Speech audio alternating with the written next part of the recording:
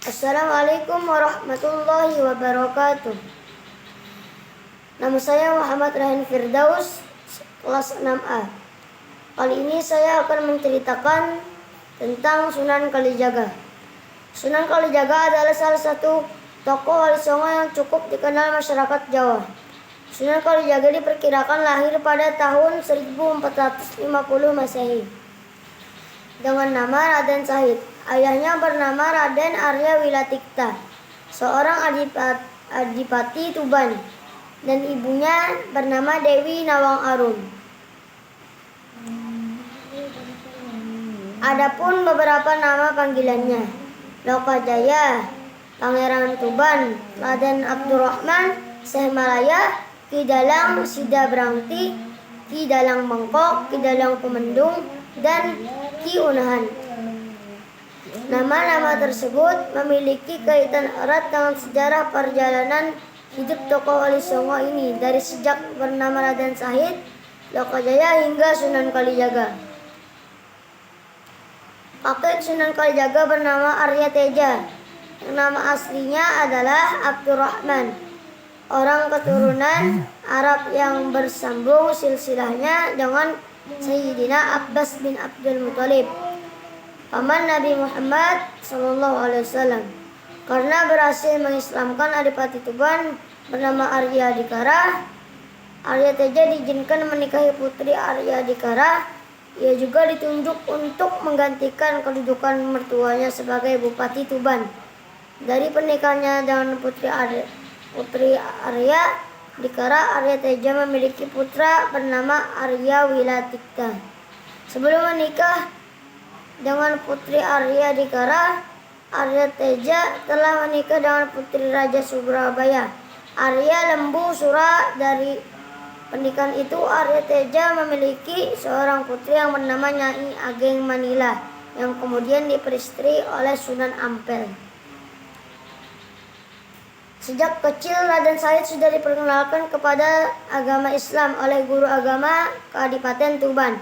Tetapi karena melihat keadaan masyarakat sekitar yang kontradiksi dengan kehidupan rakyat jelata, membuat jiwa Raden Sahid berontak. Jiwa kepedulian Raden Sahid semakin meledak-ledak ketika mendapati beberapa oknum pejabat kadipaten melakukan kegiatan penarikan pajak yang di luar akal sehat. Raden Sahid sebagai Sunan Kalijaga mengawali dakwahnya di wilayah Cirebon, di desa Kalijaga, untuk mengislamkan penduduk Indramayu dan Pemanukan. Di dalam masa perjalanan dakwahnya tersebut, Sunan Kalijaga dipertemukan dengan Sunan Gunung Jati. Kemudian ia menikah dengan adik Sunan Gunung Jati yang bernama Zainab. Dari pernikahannya tersebut, ia dikaruniai seorang putra yang diberi nama Watiswara, atau yang dikenal sebagai Sunan Panggung. Dalam dakwahnya, Sunan Kalijaga mempunyai pola yang sama dengan Sunan Bonang, yang memilih kesenian dan kebudayaan sebagai sarana untuk berdakwah. Ia berpendapat bahwa masyarakat akan menjauh jika langsung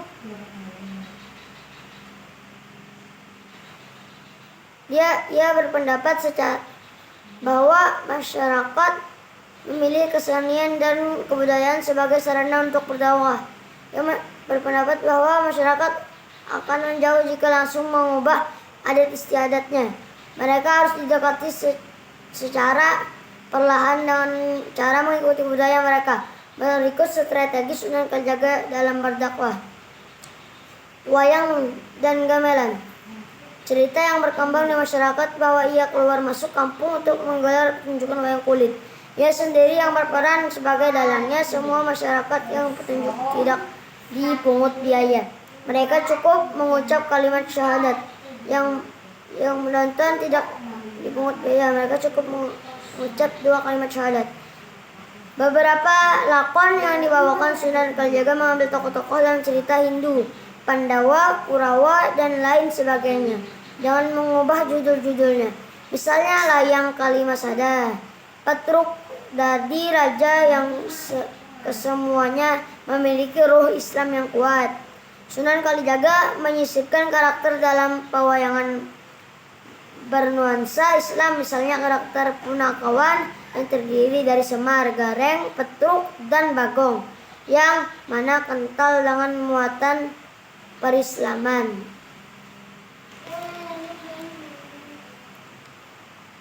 Yang kedua, kesenian dan kesutraan.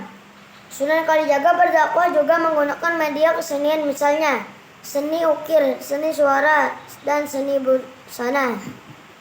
Dalam seni ukir dan busana, Sunan Kalijaga membuat batik dengan motif burung. Burung dalam bahasa Kiwi disebut kukila. Sunan Kalijaga juga menggunakan seni suara dalam berdakwah. Dia menciptakan tambang atau suluk seperti rumeksa, ingwengi, lir-ilir, dan gundul-gundul pacul. Berikut adalah salah satu lirik tambang ciptaan Sunan Kalijaga berjudul Rumekso Ingwengi. Metode dakwah Sunan Kalijaga dinilai sangat efektif dan banyak menarik simpati masyarakat umum ataupun para adipati. Sebagian besar adipati di Jawa memeluk agama Islam karena usaha dakwah Sunan Kalijaga. Mereka diantaranya adalah Adipati Pandanaran, Kartasura, Kabumen, Banyumas, dan Pajang. Sunan Kalijaga meneruskan pengembaraannya menyebarkan agama Islam di Jawa Tengah hingga ke Jawa Barat. Ia kenal sangat arif dan bijaksana dalam berdakwah sehingga mudah diterima oleh masyarakat. Dalam usia lanjut, Sunan Kalijaga memilih Kadilangu sebagai tempat tinggal yang terakhir. Ia wafat sekitar tahun 1550 Masehi dan dimakamkan di desa Kadilangu sebelum timur laut kota Demak. Sebagai wujud penghargaan atas jasa-jasa Sunan Kalijaga, pemerintah mengabdikan namanya sebagai nama perguruan tinggi Islam negeri di Yogyakarta, yaitu Universitas Islam Negeri Sunan Kalijaga Yogyakarta. Itu saja yang dapat saya sampaikan. Salah dan khilaf mohon dimaafkan. Wassalamualaikum warahmatullahi wabarakatuh.